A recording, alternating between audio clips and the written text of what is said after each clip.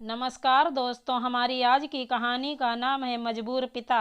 एक गांव में एक आदमी रहता था जो बहुत बूढ़ा हो चुका था, जिस वजह से उसे कम दिखाई देता था और बहुत कमज़ोर हो गया था।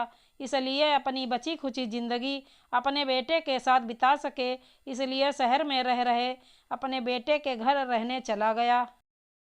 बेटा एक शहर के छोटे मकान में रहता था।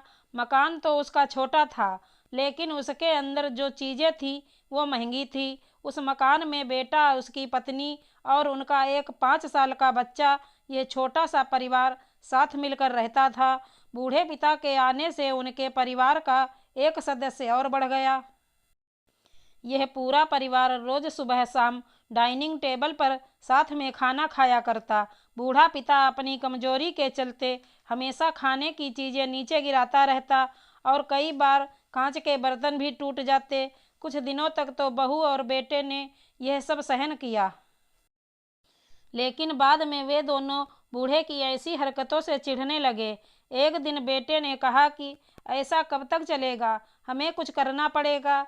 उसकी पत्नी भी इस बात से सहमत हुई। अगले दिन बेटा कहीं से एक पुराना मेज लेकर आया और घर के एक कोने में उसे लगा दिया और अपने पिताजी से कहा कि आप यहीं पर बैठकर खाना खा लिया कीजिएगा। उन्होंने एक लकड़ी का बर्तन भी बनवाया जिसमें वे अपने बूढ़े बाप को खाना देने लगे। अपने कांच के कीमती बर्तन बचाने के लिए अपने बूढ़े बाप को लकड़ी का बर्तन देने में उन्हें जरा भी शर्म नहीं आई।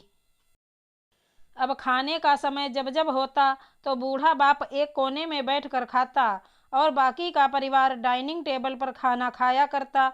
डाइनिंग टेबल पर बैठे बैठे दोनों पति पत्नी कभी कभी अपने बूढ़े बाप की तरफ देख लिया करते।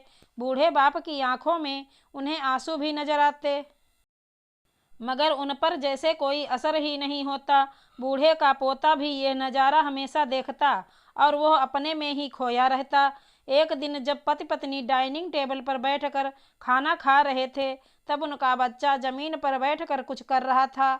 उन दोनों ने बच्चे के हाथ में लकड़ी का टुकड़ा देखा, लेकिन उन्हें कुछ समझ में नहीं आया कि बच्चा लकड़ी के टुकड़े के साथ क्या कर रहा है।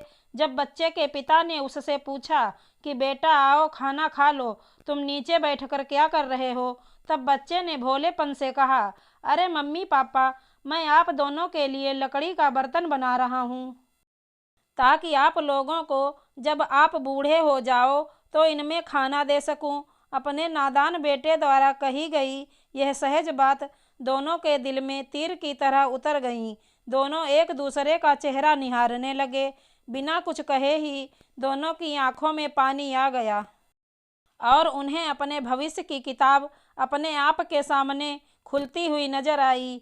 उन्हें समझने में ज़्यादा देर नहीं लगी कि अब उन्हें आगे क्या करना पड़ेगा। अगले दिन कमरे के कोने से वो पुराना मेज हट गया और अब बूढ़ा पिता और बाकी का परिवार साथ में मिलकर फिर से खाना खाने लगे। बूढ़े की कमजोरी की वजह से हो रही गलतियां भी अब किसी को नहीं चिढ़ाती थी। दोस्तों, हर वह पत्ता जो आज हरा है वो कल सूखेगा और डाली से नीचे भी गिरेगा।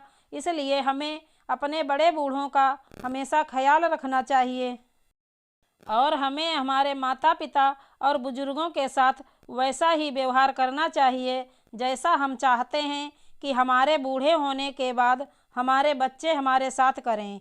हमारी आज की कहानी कैसी लगी? धन्यवाद दोस्तों।